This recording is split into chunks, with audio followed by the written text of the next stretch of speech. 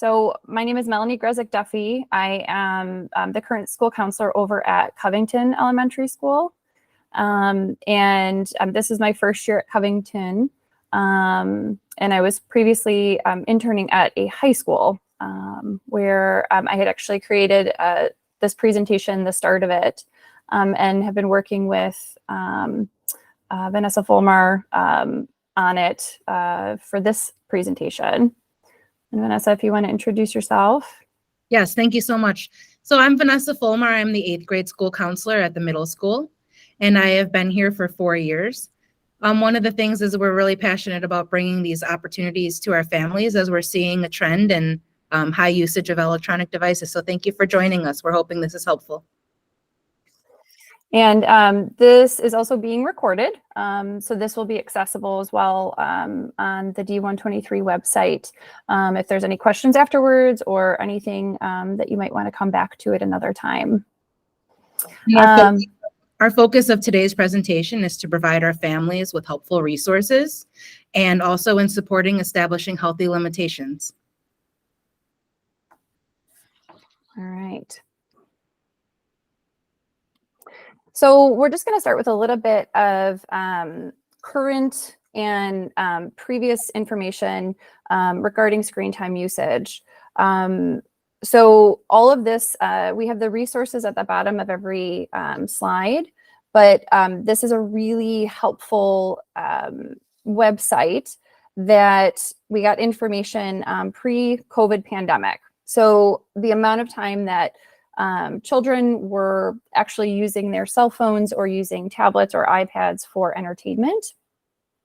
So pre-COVID, so 2019, the age range of 8 to 12-year-olds was actually using screen for strictly entertainment, so not school related, an average of 4 hours and 44 minutes per day. 13 to 18-year-olds, you're going to see a much bigger difference. So again, for entertainment, 7 hours and 22 minutes each day. And this is 2019. So at least a whole year before we even were experiencing lockdown due to the COVID pandemic. So then during the pandemic, because the research is always done every 2 years. So this coming year, they should be coming out with how things looked in 22, going into 23. But during the pandemic, 8 to 12-year-olds were using screen time for entertainment, an average of 5 hours, 33 minutes per day. So pretty much a solid hour plus for that younger age range. And 13 to 18-year-olds went up about another hour as well, 8 hours and 39 minutes each day. So this is just a little bit of background information to kind of understand where we are at and how quickly that changed within a matter of about 2 years. Obviously, COVID, we were doing everything from home, working from home, school from home, communication, socialization from home. But that's kind of a baseline of where things are at as far as screens go for students, for children. This next graphic, so this is from the Common Sense Media or Common Sense Census. So this is where we got the previous 2 slides, the information from. But this is just a little bit more of a visual to kind of see how the trend looked. So 17% screen media is up for tweens and teens since the start of the pandemic. I think some of the most interesting information in all of this is that it grew faster in the last 2 years than it did in the 4 years prior to the pandemic. And we can kind of see the trajectory. It's nice to sometimes kind of visualize this and see it. We're seeing minority children using it more than white children and higher income households as well. So definitely something to kind of keep in mind as well, especially too if we're we're seeing it in the schools, seeing it at home. A lot of times our personal experience, we're seeing it maybe more than even what the numbers are saying. So this is a little bit of a visual. We're really big on visuals. It can kind of help too to understand things a little bit better. So if you have never checked your children's screen time, maybe never checked your own screen time, we have opportunities to do that if you have an iPhone or an Android. So iPhone tends to have it a little bit more accessible. In the settings, you can check your screen time, or you swipe right and you can directly see the screen time just like it has up there, with breaking down the types of apps that you're using, the time on the apps. You can also kind of see too how that progresses maybe over the last few weeks, and you can start tracking that for yourself or for your child, for your family, to kind of get an understanding of that. And then Android, it's simply in the settings under digital well-being, kind of a breakdown similar to how iPhone has it, but you can actually see it in color, how much time your student is on their phones. So something that is a potential question is, how do we do this? How do we create controls? What can we do to maybe take that first step if we have not done it, or if it's something we want to do? We, during our research, kind of putting this list together, we were finding that most internet providers, most cable providers have these accessible on their website. You can search parental controls iPhone, parental controls Verizon, and you will get a direct website to help you understand how to actually set these controls. You can also contact your cable provider directly. AT&T actually has an app, and Xfinity has an app, and Verizon. So you can do it that way as well, where if it's easier to have that directly on your phone so you have access to it and you can check it, that sometimes can make it so you're actually feeling a little bit more of control over that. So it also, can be helpful knowing that you can directly find this information on the internet as well. I know that there are a lot of other apps that do exist. Some of them cost money, they may be like a monthly fee, but they're going to have more specific things related to protection as well. So there's a lot of options out there, which is a good thing. There's many resources that can help us get started on putting these things in place.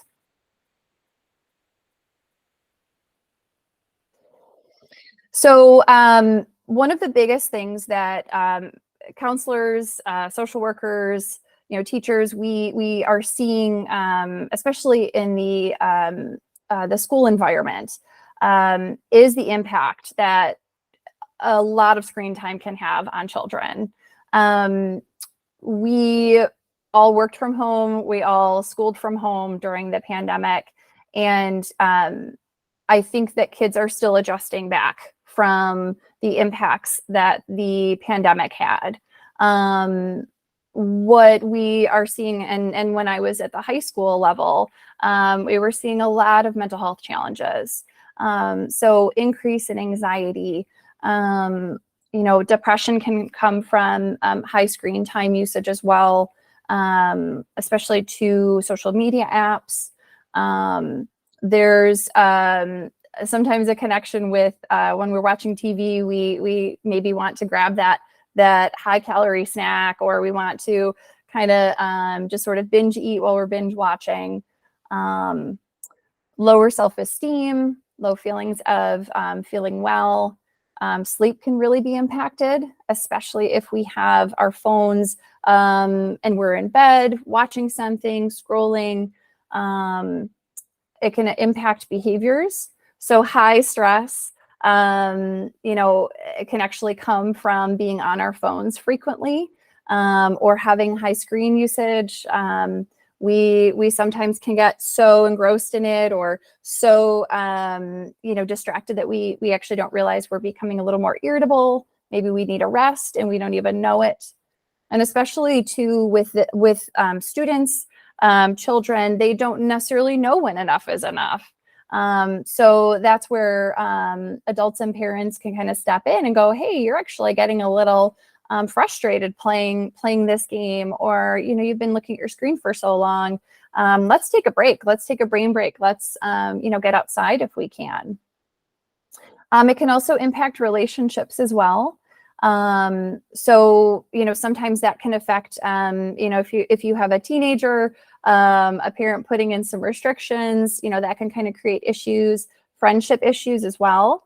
Especially with constant back and forth on social media. And then impulsivity. So not really having, again, that ability to know when enough is enough, and just kind of binging or continuing to stay on screens or stay on phones. Okay, so we actually have a video clip. So this is a movie that, a documentary that's accessible on YouTube. It is about 7-ish minutes, but it kind of gives an understanding from the perspective of students and their parents, the impact of screen time usage.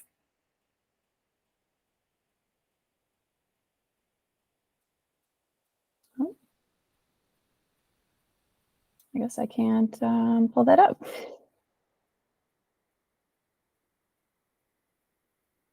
Okay. So I'm actually not able to do that because I'm sharing it. Okay. Well, we will come back to that.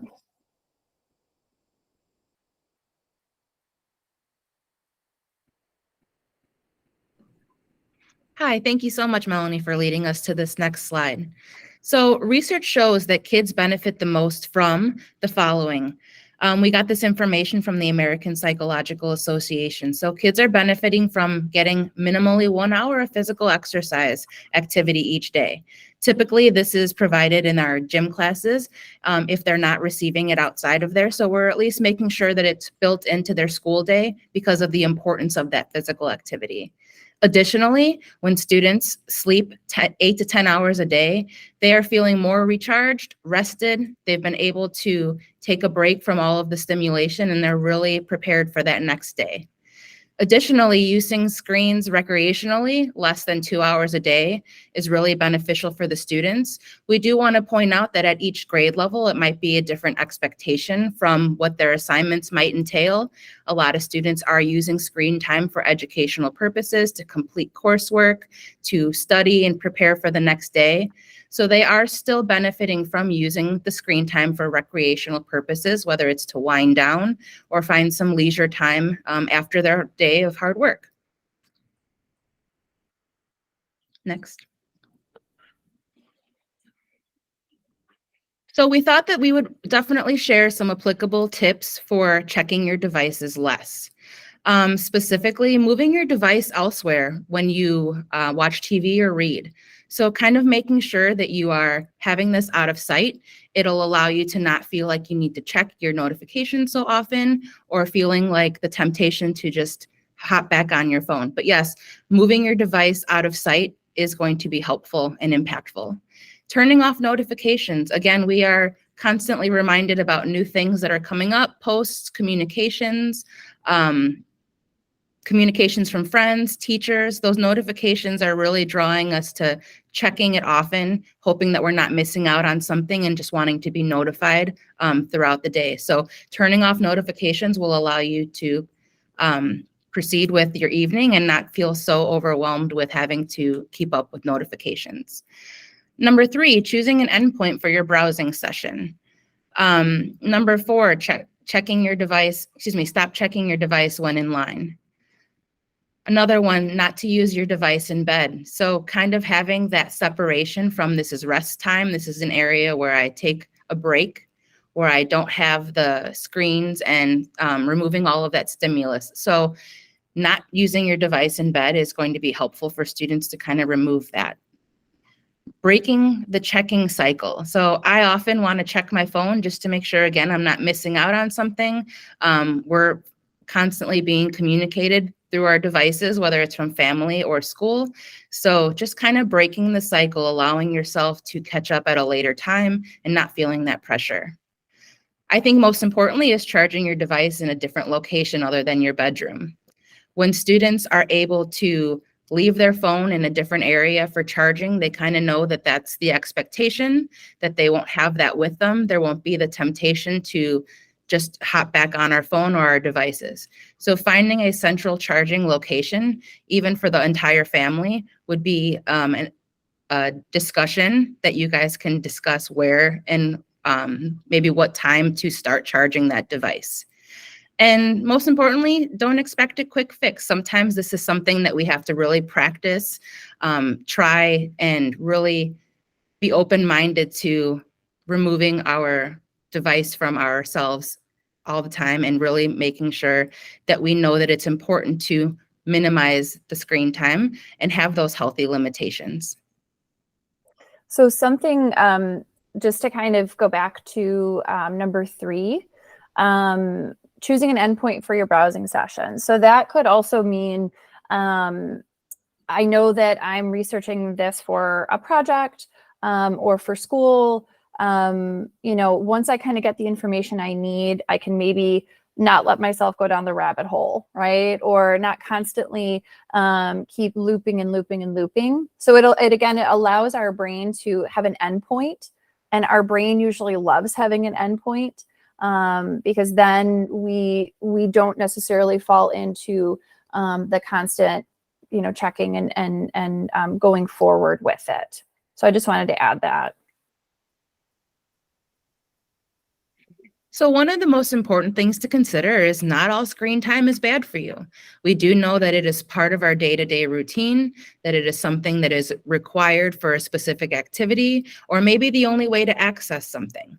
So for example, our students are on one-to-one devices. They have schoolwork and remote work.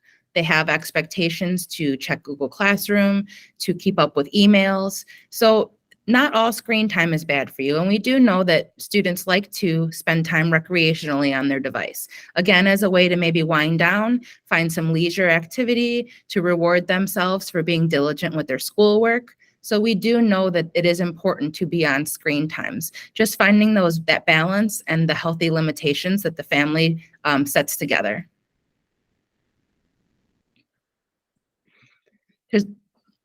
Also, we wanted to say how you can do your part in helping your family find that healthy balance. So regarding communication, talking to your children about their online experiences, you're going to open that door to allow them to share if they're having any difficulties, if they have encountered any questionable activity, also being able to share with you when they're having any struggles. Social media can be a fun yet dangerous place. So opening that opportunity for them to be honest and share with you as an opening for communication, that's really important. They're more than likely to share these uncomfortable situations with you, knowing that you're a person to talk to about it. Private information. So children may not understand the significance of sharing their personal information on the internet. Again, address, phone number, school, identifying information, personal information. We know that this is not to be shared on the internet because, again, we're not sure who the audience could be or how much information can be personally shared. But notifying them and having these conversations of what is not to be shared and what is private information. A family contract. So a family contract is important for the conversation to be had and families and students to be able to compromise on what it's going to look like, how it's going to be directly implemented in your home. So it avoids confusion about I wasn't sure or I thought this was okay or acceptable. It also establishes clear rules surrounding the internet communication. A family contract is going to be a useful tool for your family, whether it's just a conversation and an agreement verbally or an actual contract on paper that can be a confirmation of your discussion. Additionally, it's again a tool to establish rules about what to share, how to share, the level of permission required, the dangers of the internet. So having these discussions are really going to be helpful. And again, it could be just a discussion where we are talking about the importance or actually having a contract in place that you can refer back to and use as a guideline for your family. Additionally, as we mentioned earlier, the location. Keeping the computers or devices located in a central area of the house rather than a private location. So possibly finding a charging station, maybe in the kitchen, in the living room, somewhere where the family can all take part in this charging station, where it's expected to have your device plugged in at a certain time in this certain area. It will allow to separate the device from being in the bedroom and you not being able to see how often or how long your children are accessing the internet. The public presence of the computer and your close proximity will serve as an obstacle to enforce what your family contract is and enforce your expectations, and also allowing you to kind of monitor the internet usage or maybe being able to see what your students are on. And these resources were given from xfinity.com. We have attached the website at the bottom of this slide if you would like to get more information from that resource.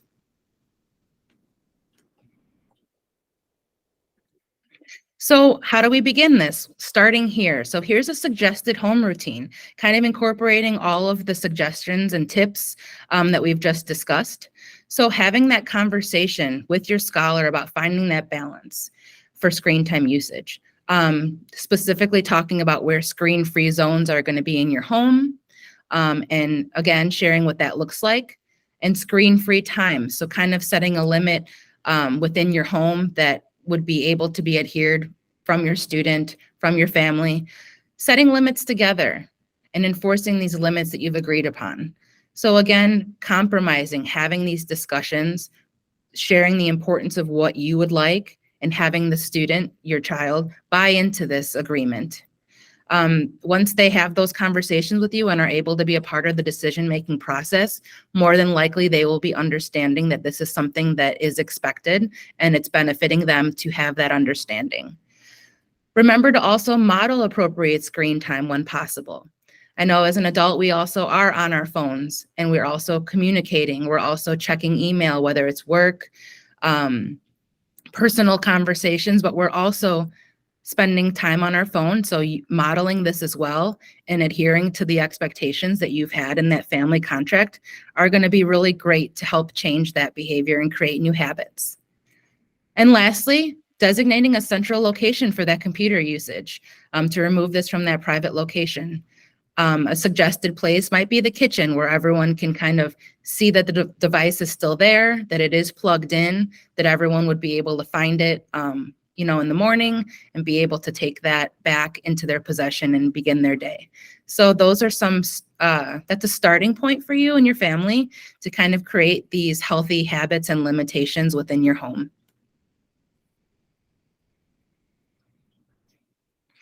And so for more information about parental controls, healthy screen time usage, what's suggested for students at different age levels, ways that you can help your family specifically, we have listed many resources here. A lot of them we've used for our presentation, so we just wanted to highlight a few of them, specifically Microsoft Online Safety, Common Sense Media, American Academy of Pediatrics, American Psychological Association.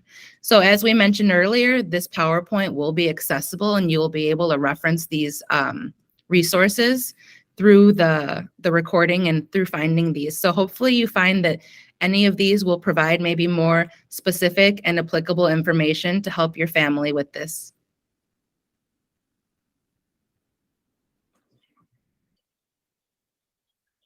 All right. So I just want to kind of go over a little bit of the why. So we're definitely counselors. We work in the schools. I previously was at a high school, and at the high school level, I definitely saw how this was affecting students, especially working with freshmen. Freshman students were pretty surprised to find out how often they were actually on their phones.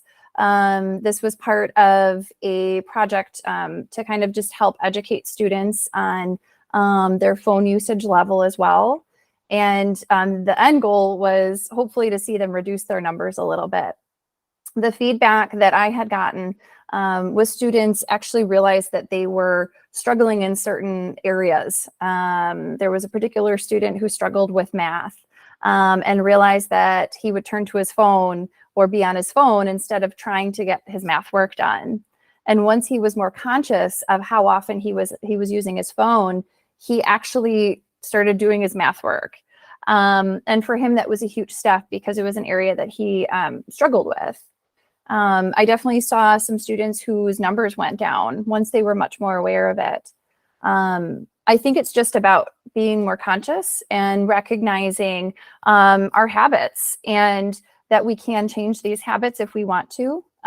There are tools, there are resources, which is why we wanted to create this presentation to show that, yeah, we can do this and we can do it together. And, we can help support that too, in the schools as well. Especially as kids get a little bit older, their reliance on phones kind of increases. So I work with the littles at the younger level, and kind of having that knowledge, I think, with the young kids can help too as they get older, to know that, hey, it's okay to have a break. It's okay to take a rest, have a balance with our screen time usage. So I just wanted to give a little bit of background on the why, and then see if there's any, I don't know if there's any questions or anything we can kind of answer in regards to this topic.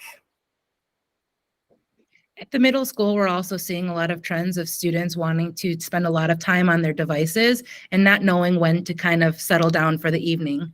A lot of students are communicating on social media. Again, that kind of allows them to navigate with their friends and have that social time, but sometimes it's causing problems between their friends and having conflicts that they're bringing into school the next day.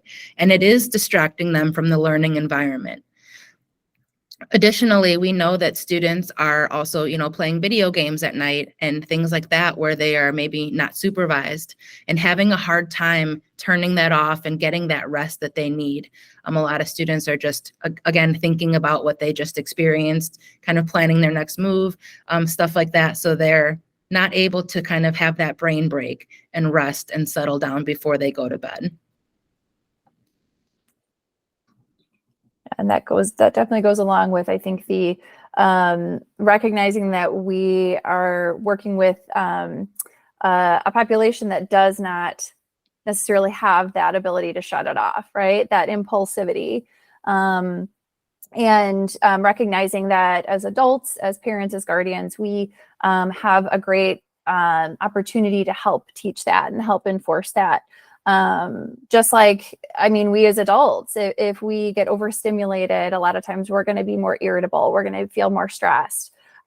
So remembering that it works the same way for children and for students, and helping even start a discussion about how do we handle stress? How do we navigate these things? And sometimes creating limits, or healthy limits within a family.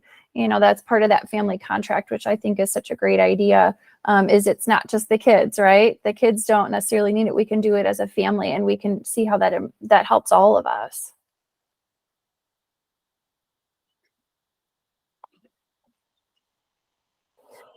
Well, if there are no questions at this point, we're really thankful to have been able to present this and get to share this with the community.